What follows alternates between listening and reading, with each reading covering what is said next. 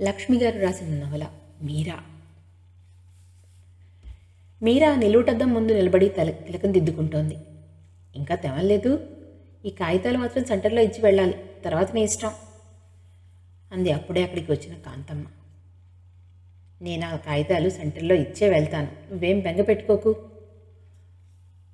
అంటూ సమాధానం ఇచ్చింది మీరా తల్లికి. ఇంకా తన ముస్తాబు సరిచేసుకుంటూనే. మీరా తెమిలి చెప్పులేసుకుని బయటకు వచ్చేసరికి ఇంకో పావుగంట పట్టింది. ఇదిగో కాగితాలు మర్చిపోయావు అంటూ వెనక నుంచి కాంతమ్మ కాగితాలు అందించింది. మీరా వాటిని బ్యాగ్లో పెట్టుకోబోతూ ఆగి అడిగింది, ఈరోజు శనివారం కదూ, మధ్యాహ్నం సెంటర్ ఉండదేమో అని. సూర్యకుమారి 5 వరకు ఉంటుంది, బట్టలు కుట్టుకునే వాళ్ళు వస్తూ ఉంటారు, వెళ్ళు, అప్పుడే 5 అయిపోతుంది, మళ్ళీ సూర్యకుమారి వెళ్ళిపోతుంది అంటూ మీరాని తొందర పెట్టింది ఆవిడ. మీరా గబగబా రోడ్డు మీదకి వచ్చింది. మే నెల, సాయంత్రం 5 అవుతున్నా ఎండ ఇంకా చురుక్కుమంటూనే ఉంది. కాంతమ్మ జ్యోతి స్కూల్లో టీచర్గా పనిచేస్తోంది.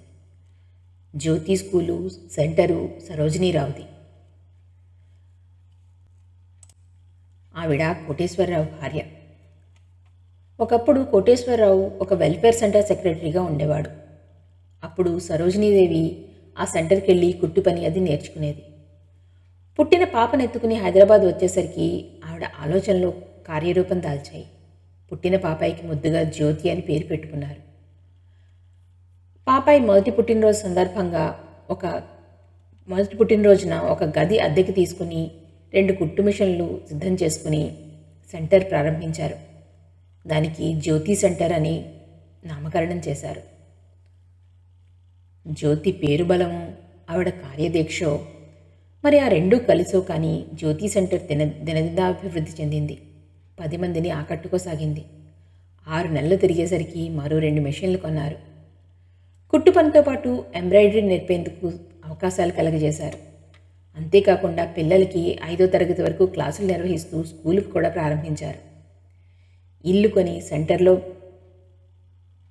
సెంటర్ పెట్టిన కొద్ది రోజులకే కోటేశ్వరరావు అది వరకు పనిచేసే సెంటర్ సెక్రటరీగా మానేశాడు. దీనికి చాలామంది చాలా రకాలుగా అనుకున్నారు, కానీ ఆ భార్యాభర్తలు మాత్రం లెక్క చేయలేదు. అనుకున్నట్టుగానే మళ్ళా సంవత్సరం తిరిగేసరికల్లా ట్రైనింగ్ క్లాసులతో పాటు స్కూల్లో ఇంకో 2 క్లాసులు పెంచారు. ఇప్పుడు ఆ స్కూల్లో 7వ తరగతి వరకు ఉంది. ఇంకో 2 సంవత్సరాలు గిరిని తిరిగాయి.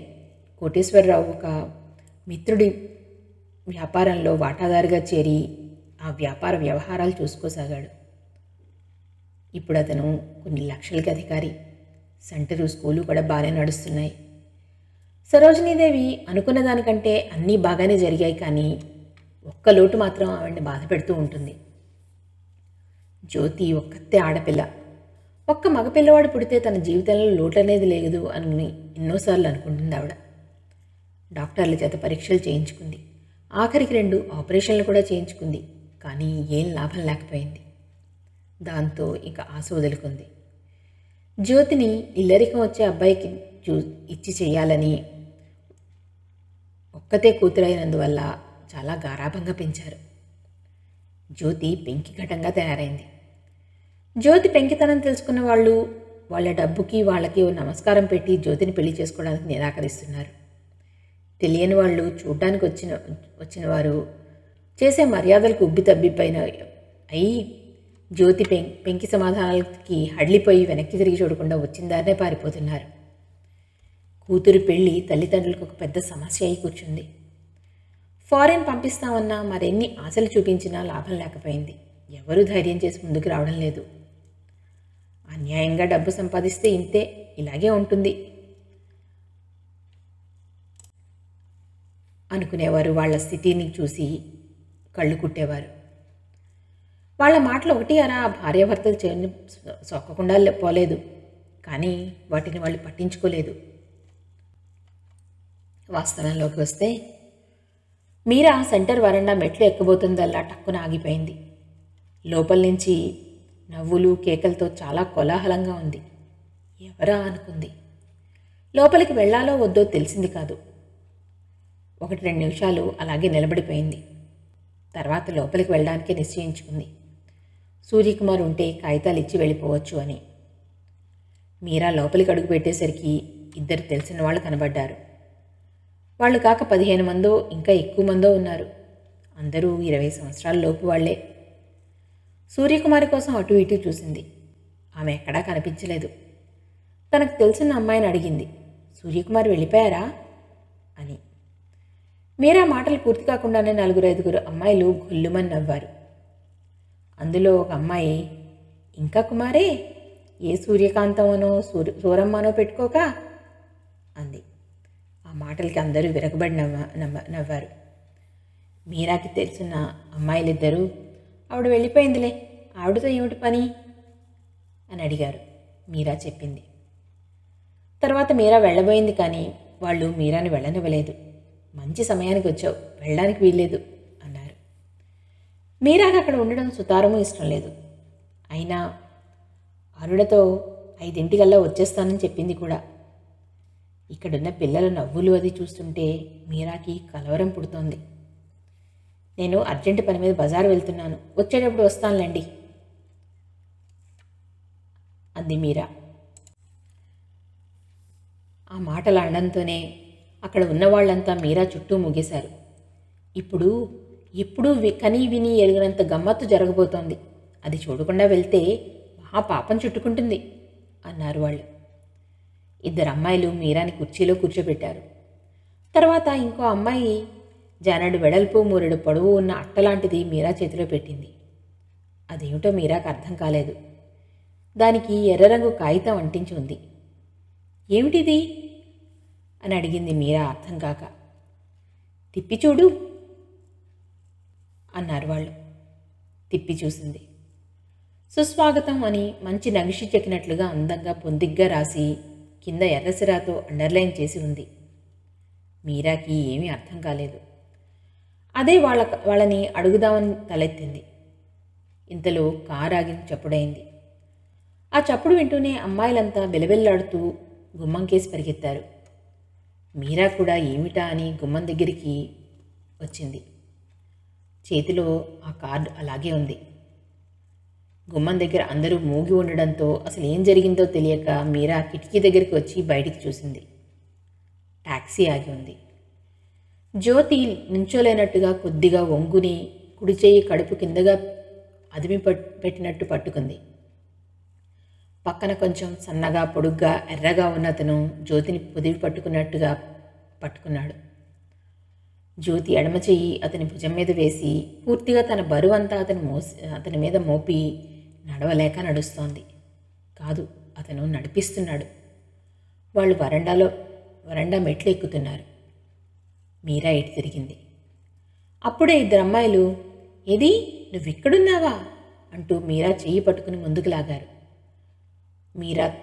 మీరా చేతిలో ఉన్న సుస్వాగతం అని రాసి ఉన్న అట్ట కోసం అప్పటికే అమ్మాయిలు ఒకటే హడావిడి పడిపోతున్నారు.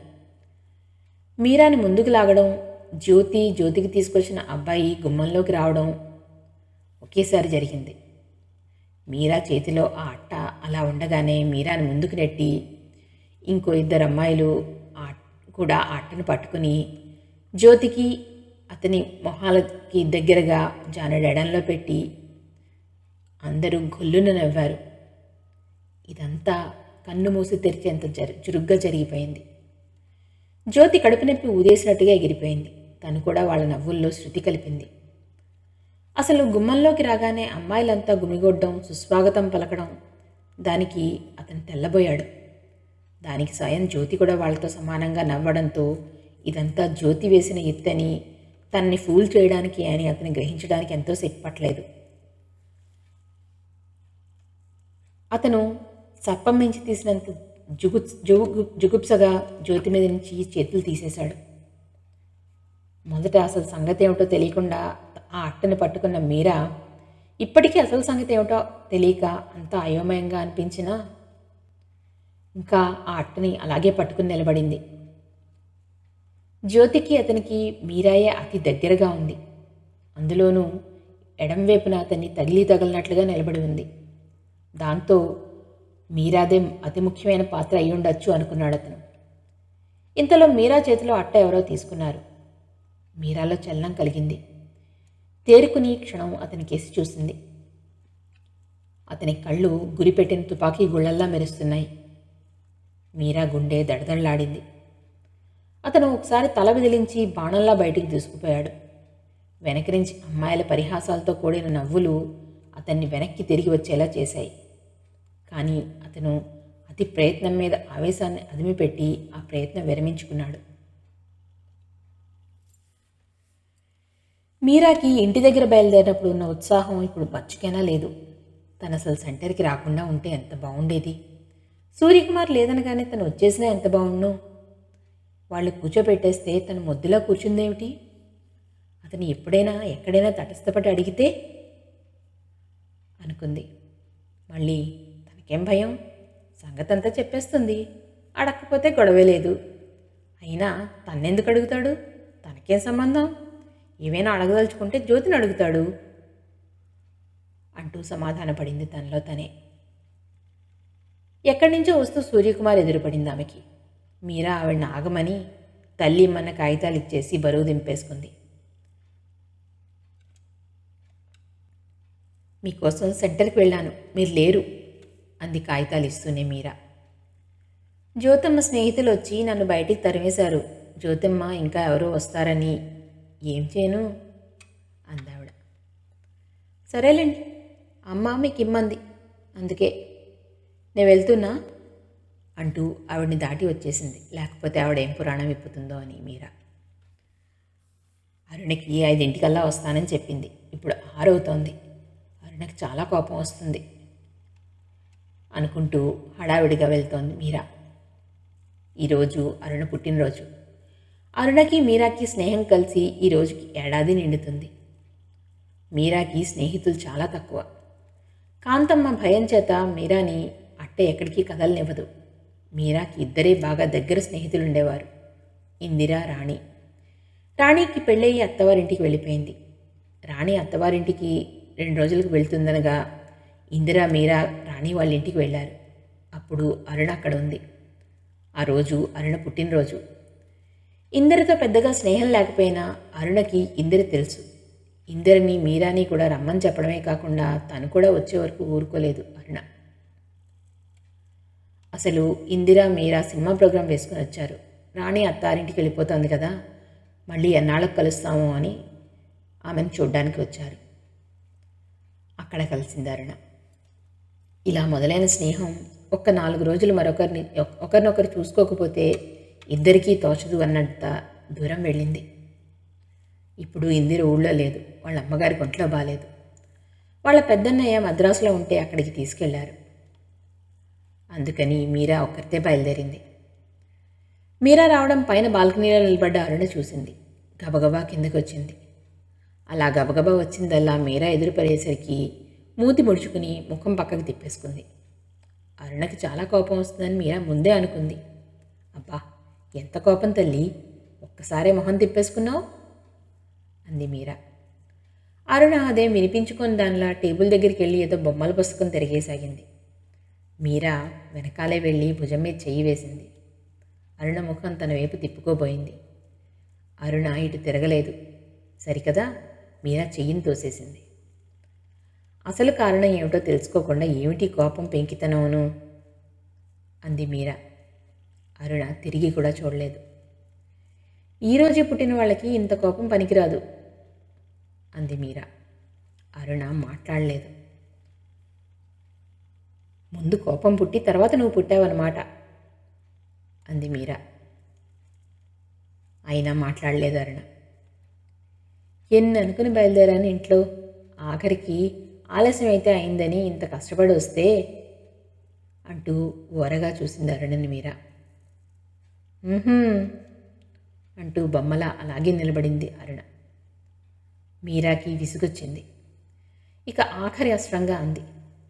పెద్దవాళ్ళ మాటలు వినాలంటారు, ఇందుకే కాబోలు. ఎంత ముద్దుగా చెప్పింది అమ్మా, నీకు ఇష్టమని దెబ్బరొట్టి చేశానే మీరా, తిని వెళ్ళు అని. అప్పుడు ఆవిడ మాటలు చాదస్తంగా తోచాయి నాకు. అక్కడ దెబ్బరొట్టి వదులుకున్నాను, ఇక్కడ ఐస్ క్రీమ్ లాంటివి తినడానికి పొట్ట చాలదు అని.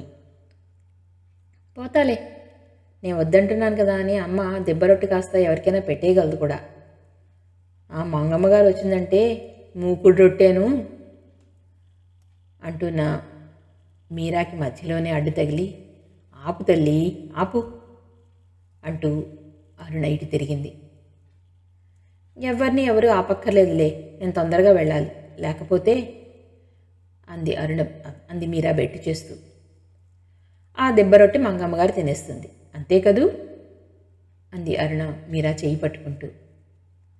అమ్మ తల్లి, ఎన్ని తిప్పలు పెట్టావు, ఎంత నీరసం వచ్చేసింది అంటూ మీరా తను తెచ్చిన ప్రజెంటేషన్ ఇద్దామని బ్యాగ్ జిప్ తీయబోయింది. ఏమిటి ఆలస్యం అంది అరుణ. అరుణ ఇప్పుడు తన్ని మింగేటట్టుగా ఉంటుందనుకుంది మీరా. బుద్ధిమంతురల్లా టిఫిన్ తినడానికి కూర్చుంది. చెప్పు, ముందు రావడానికి ఎందుకు ఆలస్యమైందో దానికి కారణం చెప్పు, తర్వాత మిగిలిన కబుర్లు అంది అరుణ. మా అమ్మ నేను వస్తుంటే ఏవో కాగితాలు ఇస్తూ సెంటర్లో ఇమ్మందిలే. నేను సెంటర్కి వెళ్ళేసరికి ఆ సూర్యకుమార్ లేదు. సరే వచ్చేద్దాం అనుకున్నాను, వాళ్ళు బలవంతంగా కుర్చీలో కూర్చోబెట్టేశారు అంది మీరా. ఆహా, నువ్వు కూర్చున్నావా అడిగింది అరుణ. చెప్పని, అలా కూర్చోపెట్టేసి సుస్వాగతం అని రాసి ఉన్న అట్ట వాళ్ళు నా చేతిలో పెట్టారు అంది మీరా. అదేమిటి ఆశ్చర్యంగా అడిగింది అరుణ. నాకు ఏమిటో అర్థం కాలేదు మొదట. అర్జెంట్ పని మీద వెళ్ళాలని ఎంత మొత్తుకున్నా వాళ్ళు వినలేదు. ఎప్పుడూ కనీ విని ఎరుగని గమ్మత్తు జరగబోతోంది, అది చూడకుండా వెళ్తే మహాపాపం చుట్టుకుంటుంది అన్నారు.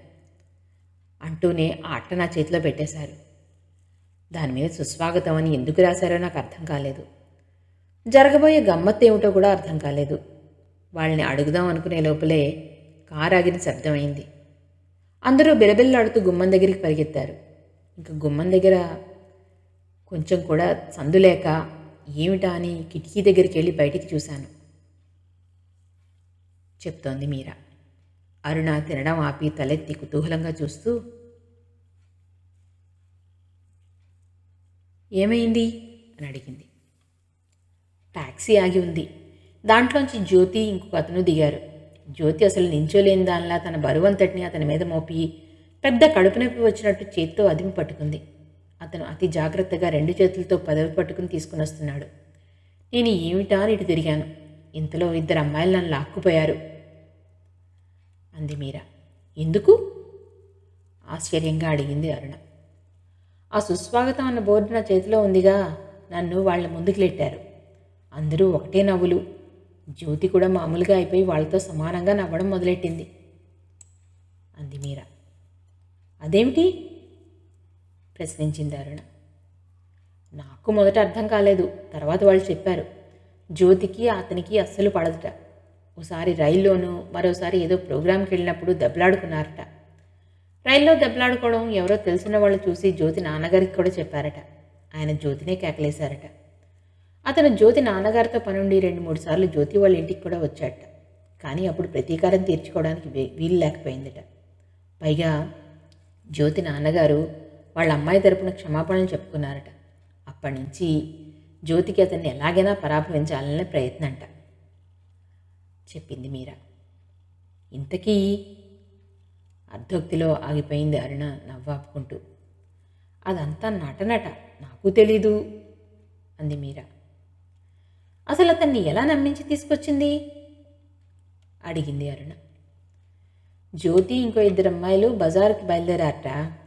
అతను దారిలో కనిపించాడట. దాంతో జ్యోతి బుర్ర చురుగ్గా పనిచేసింది. పక్కనున్న ఫ్రెండ్స్కి ఏం చేయాలో ఎలా చేయాలో చెప్పి పంపించేసి అతను వెళ్ళిన షాప్లోకి తను దూరింది. జ్యోతిని చూసి అతను మొహం తిప్పుకున్నాడట. తర్వాత అతను వెనకే వస్తూ హఠాత్తుగా అబ్బా అంటూ కింద కూలపడిందిట. ఏమిటేమిటని అందరూ కంగారుగా వచ్చారు. అతను కూడా వచ్చి ఏమైంది అని అడిగాడట. కడుపులో ఏదో పెద్దగా నొప్పిగా ఉందని, నిలవలేకుండా ఉన్నాను, అమ్మ సెంటర్లో ఉంది, కాస్త అక్కడ దాకా చేర్చమని జాలిగా ప్రాధేయపడుతూ అడిగినట్టుగా అడిగిందట. అక్కడున్న వాళ్ళంతా అమ్మాయి మీకు తెలుసా, కాస్త తీసుకెళ్ళండి అన్నారట. ఇంకేముంది, పాపం అతను నిజంగా నొప్పి అనుకుని అతి జాగ్రత్తగా తీసుకొచ్చాడు అంది మీరా. అరుణకి నవ్వాగలేదు. ఏదో అనబోతూ గుమ్మం కేసుని చూసిన మీరా టక్కున ఆగిపోయింది. అతనే పెదాలు బిగించి చాలా సీరియస్గా మీరానే చూస్తున్నాడు. మీరా అరచేతుల్లో చిరుచెమట పట్టసాగింది. అరుణ ఇంకా తెప్పరిల్లలేదు. అతను బాణంలాంటి ఓ చూపు మీరాకేసి విసిరి చకచకా అక్కడి నుంచి వెళ్ళిపోయాడు. తర్వాత మీరా హుషారుగా మాట్లాడలేకపోయింది. మీరాని అనేక ప్రశ్నలు వేధిస్తున్నాయి. అతనెవరు? ఒకవేళ అరుణ చిన్నన్నయ్య కాదు కదా? అరుణ చెప్పింది, మా చిన్నన్నయ్య వచ్చాడు, నువ్వు చూడలేదు కదా, రేపు ఇంట్లోనే ఉంటాడు, చూపిస్తాను అని. ఒకవేళ అతనే అయితే తనన్నీ వివరంగా ఇంత క్రితమే అరుణతో చెప్పడం చాలా మంచిదైంది అనుకుంది మీరా. మీరా, నిద్రపోతున్నావా? అడిగింది అరుణ. నిద్రపోవడం ఏమిటి, ఇంక తినడం నా వల్ల కాదు బాబూ అంది నవ్వు తెచ్చుకుంటూ మీరా. తర్వాత తను తెచ్చిన టేబుల్ లైటు పెన్ను అరుణకిచ్చింది. మీరా, ఇలాంటివి తెస్తే నేను రావద్దని చెప్పాను కదా అంది అరుణ. అరుణ, ఈరోజు నువ్వేం చెప్పినా నేను విన్ను. ఈరోజు మన స్నేహానికి ఏడాది నిండింది.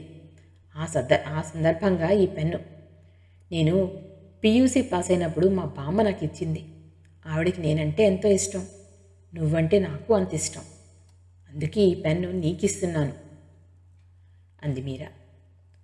మాటలతో ఇట్టే నోరు మూయిస్తావులే. మరి ఇదెందుకు? టేబుల్ లైట్ని చూపిస్తూ అడిగింది అరుణ. ఈ లైట్ వేసుకుని నువ్వు నాకు ఉత్తరాలు రాయాలి అంది మీరా. ఇంకా ఏం చెప్పినా మీరా వినిపించుకోదని ఊరుకుంది అరుణ. ఇలాంటి పుట్టినరోజులకి ప్రజెంటేషన్లు ఇచ్చుకోవడాలు పుచ్చుకోవడాలు మామూలే అయినా అరుణకి ఎందుకు అంతగా ఇష్టం ఉండదు. అందుకే అన్నయ్యలు ఘనంగా పార్టీ చేస్తామన్నా అరుణ ఒప్పుకోదు.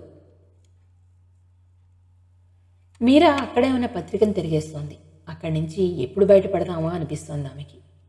అరుణకి మీరా ఇచ్చిన టేబుల్ లైట్ చాలా బాగా నచ్చింది. చూడ్డానికి తామర మొగ్గలా ఉంది. మీట నొక్కితే రేకులు విచ్చుకుంటుంది. లోపల బల్బు అమర్చారు. మళ్ళీ మీట నొక్కితే రేకులు ఏమీ ఎరగనట్టుగా ముడుచుకొని బల్బుని తమ కడుపులో దాచుకుంటాయి. మంచి సెలక్షనే మీరా అంది అరుణ దాన్ని చూస్తూ. పరధ్యానంగా ఉన్న మీరా ఏమీ మాట్లాడలేదు. అరుణ మీరా గదిలోంచి యువతలికి వచ్చారు. సరిగ్గా అప్పుడే పక్క గదిలోంచి శేఖరం యువతలికి వచ్చాడు. మీరా ఆగిపోయింది. మా చిన్నన్నయ్య శేఖరం అంటూ పరిచయం చేసింది అరుణ. అతని వైపు తిరిగి, అన్నయ్య మీరా అని చెప్పలేదు, తనే అంది. ఇప్పుడు తను మాట్లాడకపోతే అరుణ ఏమైనా అనుకోగలదు. అతను అరుణకి చెప్పేస్తే ఆ సంగతి తర్వాత అప్పుడు అరుణే అసలు సంగతి చెప్తుంది. అరుణకంతా తెలుసు కదా ఎలాగూ అనుకున్న మీరా మెల్లగా నమస్కారం అంది. అతను ఏమనేవాడో ఏమో. ఇంతలోనే శేఖరం శేఖరం అంటూ ఎవరో పైకి వస్తున్నారు. శేఖరం హడావుడిగా వస్తా అని అరుణతో అని మీరాకేసి గుండెలు కొట్టుకునేలా చూసి మరీ వెళ్ళాడు. అరుణ శేఖరం ప్రవర్తనకి చిన్నబుచ్చుకుంది. అయినా అన్నయ్య ఎప్పుడు అలా ప్రవర్తించడే, ఎందుకు అలా చేశాడు? మీరా ఏమనుకుందో అని బాధపడింది అరుణ. మీరాకేసి చూసింది. మీరా అదోలా కనిపించింది ఆమెకి. అది అన్నగారి ప్రవర్తన వల్లే అనుకుందామే. అరుణ, ఇంక వెళ్తాను, పొద్దుపోయింది, అమ్మ కంగారు పడుతుంది అంది మీరా. మీరా, కోపం వచ్చిందా అడగలేక అడిగింది అరుణ. ఎందుకు ఆశ్చర్యంగా అడిగింది మీరా. పరిచయం చేసిన అన్నయ్య అలా వెళ్ళిపోవడం నాకే ఏదోలా ఉంది బాధగా అంది అరుణ. ఇదా, ఇంకా ఏమిటో అనుకున్నాను. అవతల ఎవరో అంత హడావుడిగా పిలుస్తుంటే వెళ్ళారు, దానిలో ఏముంది అంది మీరా. అయితే మాత్రం అంది అరుణ. అరుణ, ప్రతి చిన్న విషయానికి ఇంత బాధపడిపోతే ఎలా? ఇంతకీ మీ అమ్మగారి దగ్గర నుంచి ఉత్తరాలు వస్తున్నాయా అంటూ మాట మార్చింది మీరా. మొన్న నువ్వు అలా వెళ్ళావు, ఇలా ఉత్తరం వచ్చింది. 4 రోజుల్లో కాశీ వెళ్తారట. వెళ్ళగానే మళ్ళీ ఉత్తరం రాస్తానని చెప్పింది అంది అరుణ. ఇంక వెళ్తా అరుణ అంది మీరా. రేపు తొందరగా వస్తావా అడిగింది అరుణ. అలాగేలే. ఇంతకీ మీ వదిన గారు కనబడనే అడిగింది మీరా. రవీంద్ర భారతిలో ఏదో డాన్స్ ప్రోగ్రాం ఉందిట, వెళ్ళారు చెప్పింది అరుణ. మీరాని గేటు వరకు సాగనంపింది అరుణ.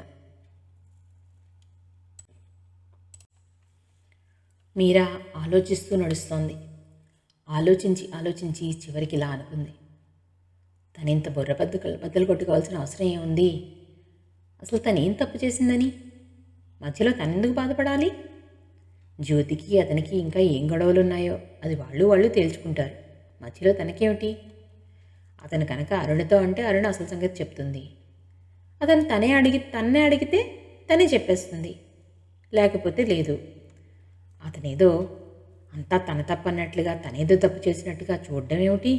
చచ్చి, తన వల్ల ఏ తప్పు లేనప్పుడు తను ఇలా బాధపడకూడదు అనుకుంది. ఇలా అనుకున్నాక ఆమె మనసు కాస్త తేలికపడింది. రాత్రి 9 అవుతుండగా వచ్చాడు శేఖరం. అరుణ తలుపు తీసి తన గదిలోకి వెళ్ళిపోయింది.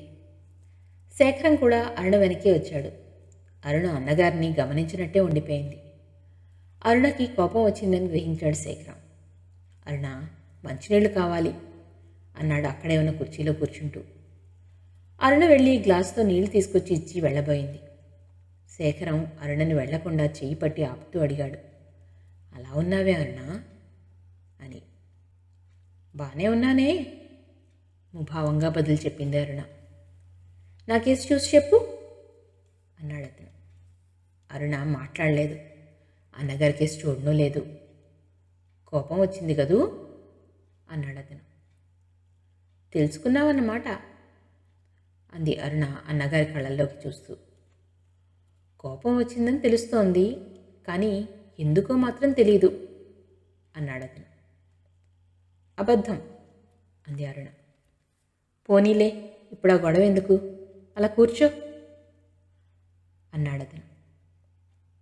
ఎందుకో చెప్పు ముభావంగా అంది అరుణ. అరుణ, ఇవాళ నువ్వేమన్నా పడతాను కానీ కోపంగా ఉంటే మాత్రం ఊరుకోను అన్నాడు శేఖరం. తప్పుంది కాబట్టి పడతావు, లేకపోతే నువ్వా ఊరుకునేది అంది అరుణ.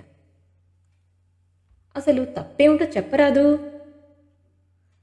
అన్నాడు అతను. మీరా నాకు మంచి స్నేహితురాలు, ఆ సంగతి నీకు చాలాసార్లు చెప్పలేదు. నీ మెప్పు పొందిన ఆ స్నేహితురాలని చూడాల్సిందే తప్పకుండా అని నువ్వోసారి అన్నావు కూడా అంది అరుణ. అన్నానేమో అన్నాడు శేఖరం చేతిలో ఉన్న పెట్టి మీద వేళ్లతో రాస్తూ తలెత్తి చూడకుండానే. అరుణకి ఒళ్ళు మండింది. అనకపోయినా సభ్యత కోసమైనా ఒక 2 మాటలు మాట్లాడొచ్చు కదా. నీకెలా ఉందో కానీ నాకు మాత్రం చాలా సిగ్గేసింది. పాపం మీరా చిన్నబుచ్చుకుంది కూడా, తర్వాత సరిగ్గా మాట్లాడనే లేదు అంది అరుణ బాధగా. తనని చూస్తూనే మీరా ఎలా అయిపోయిందో శేఖరం గ్రహించాడు. అసలు సంగతులేవి తెలియని అరుణ తన మర్యాద కోసమైనా మాట్లాడకుండా నిర్లక్ష్యంగా వెళ్ళిపోయాడు అందుకే అని అనుకుంటోంది. శేఖరం చేతిలో ఉన్న చిన్న పెట్టి మూత తెరిచాడు. ఆ పెట్టెలో మంచి ముత్యాల దండ, ఉంగరం ఉన్నాయి. శేఖరం వాటిని అరుణకి చూపిస్తూ, ఇలా ఉన్నాయి అరుణ, నీకు నచ్చాయా అని అడిగాడు. ఇప్పుడు ఇవెందుకు ఆశ్చర్యంగా అడిగింది అరుణ. నాకు కొనాలనిపించింది, నాకు నచ్చాయి, కొన్నాను. నీకు నచ్చాయో లేదో చెప్పు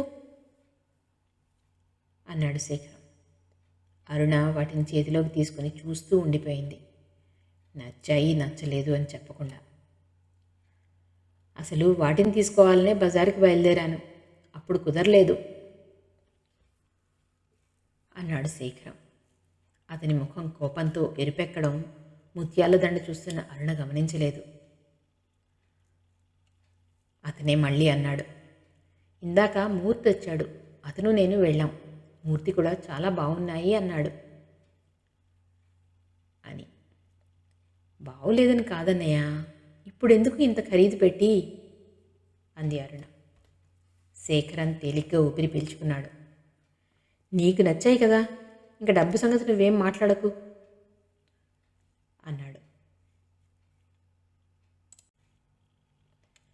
రాత్రి రాజేంద్ర కుసుమ వచ్చేసరికి 11 గంటలైంది. అరుణ అందరికీ అన్నాలు వడ్డించింది. కుసుమ అక్కడికి వస్తూ, ఇంకా మీరు తినలేదా?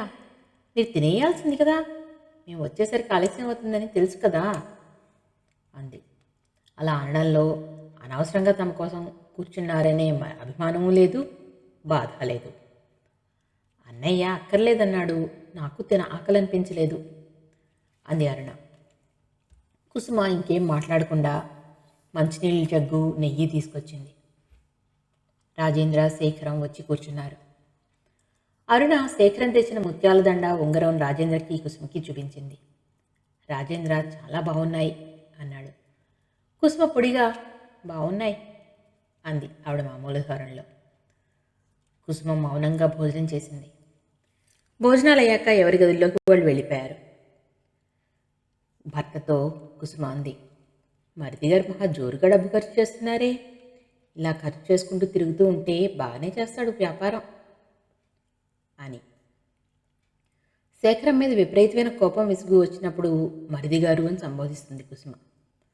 అలా ఎక్కువ కోపం, విసుగు ఎప్పుడొస్తాయి అంటే శేఖరం అరుణకి, తల్లికి ఏదైనా కొన్నప్పుడు, వాళ్ళ గురించి అభిమానంగా మాట్లాడినప్పుడును.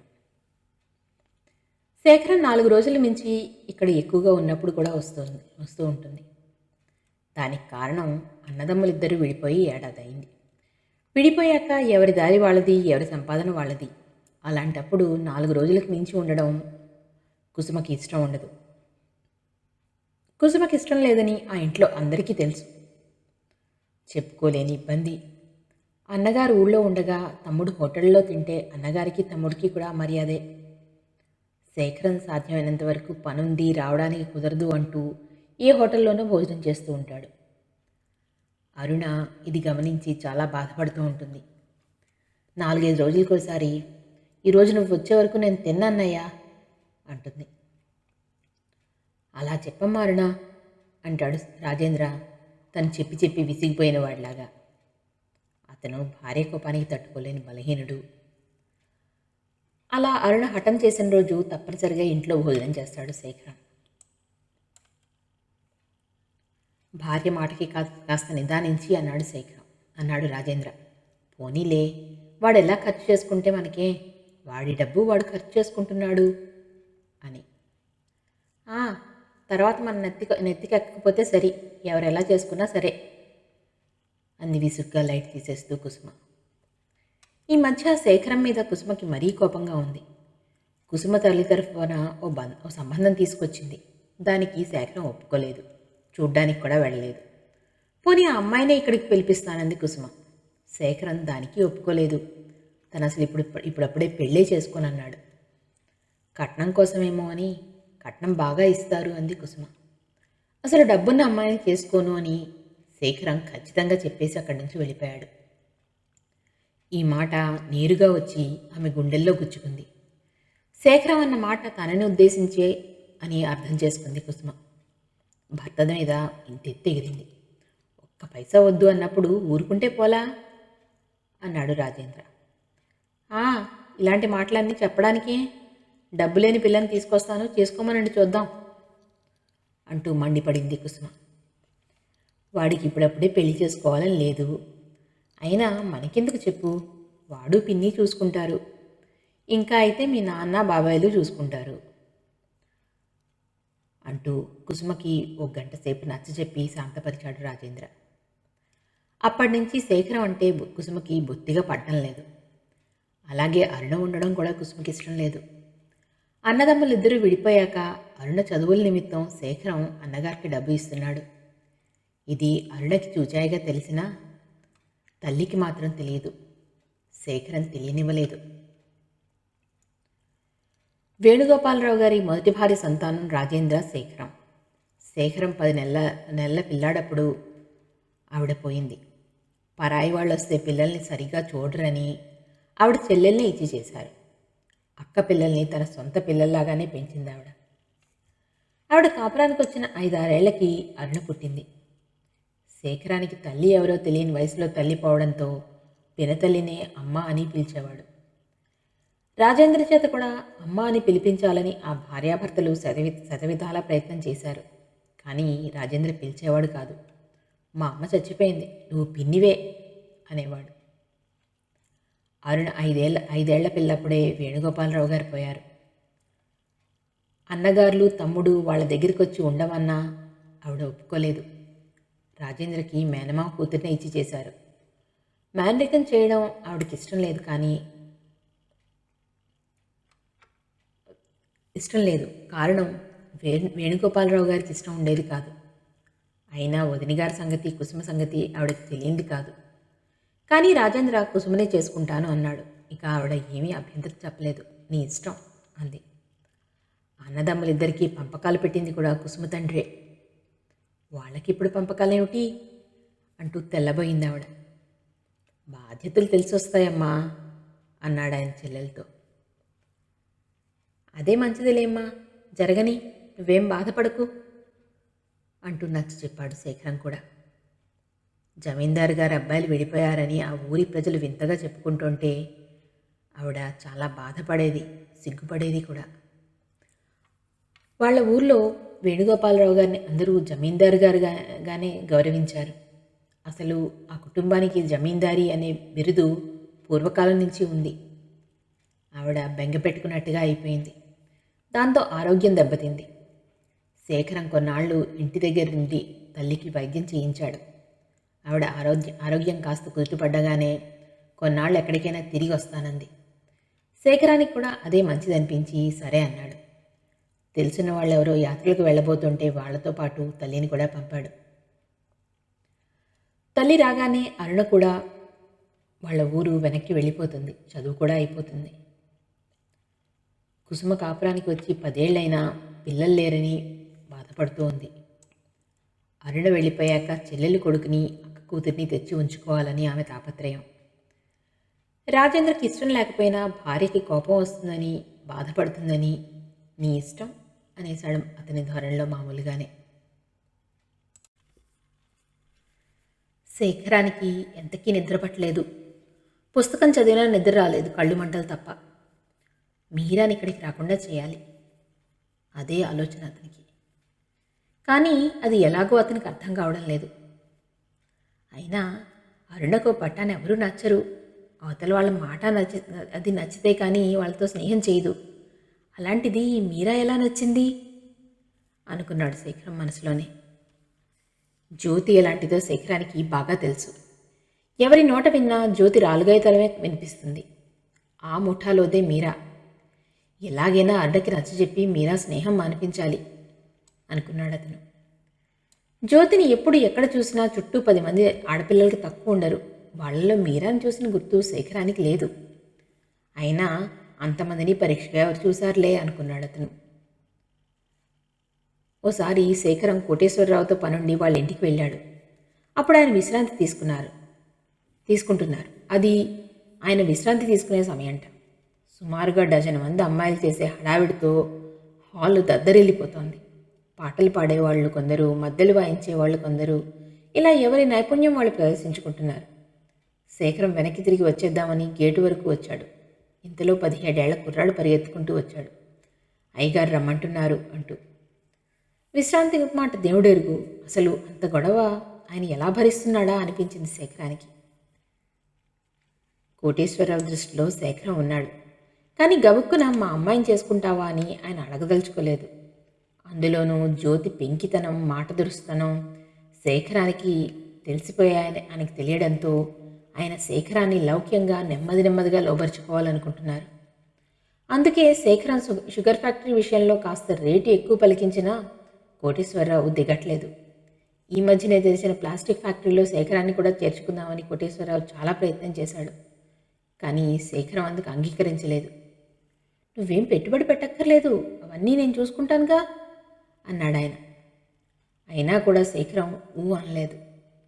ఊరికి 10 మైళ్ళ దూరంలో ఉన్న షుగర్ ఫ్యాక్టరీని కోటేశ్వరరావు అమ్మేస్తాడని తెలిసి శేఖరం అతని స్నేహితుడు రాఘవరెడ్డి కలిసి అది తీసుకుందాం అనుకుంటున్నారు. రెడ్డి దగ్గర అన్న కోటేశ్వరరావు అందులో శేఖరం కూడా కలుస్తున్నాడని తెలిసేసరికి ఇలాంటి అవకాశాన్ని వదులుకోకూడదనుకుని బిగించేశాడు. ఆ రెడ్డితో నీకెందుకయ్యా శేఖరం, మనం చూసుకోవాలి అంటూ ఎన్నో విధాలు నచ్చ చెప్పడానికి చూశాడు ఆయన. శేఖరం చురుకైనవాడు, సమర్థుడు. తన డబ్బు వ్యవహారం అతనికి నింపాదిగా అప్పగించవచ్చు. జులాయిగా పాడు చేయడు. తన డబ్బుని చూసి ఆశపడి వచ్చిన వాళ్ళు కూడా జ్యోతి పెంకితనానికి జడిసి వెనక్కి వెళ్ళిపోతున్నారు. తన వ్యాపారంలోకి ఇతన్ని ఎలాగైనా దించి ఆ 3 ముళ్ళు వేయించేస్తే నిశ్చింతగా ఉండొచ్చు అని కోటేశ్వరరావు అభిప్రాయం. కానీ అందుకు శేఖరం కలిసి రావడం లేదు. శేఖరం అడిగిన దానికి ఆయన ఊ అనకుండా తాత్సారం చేస్తున్నాడు.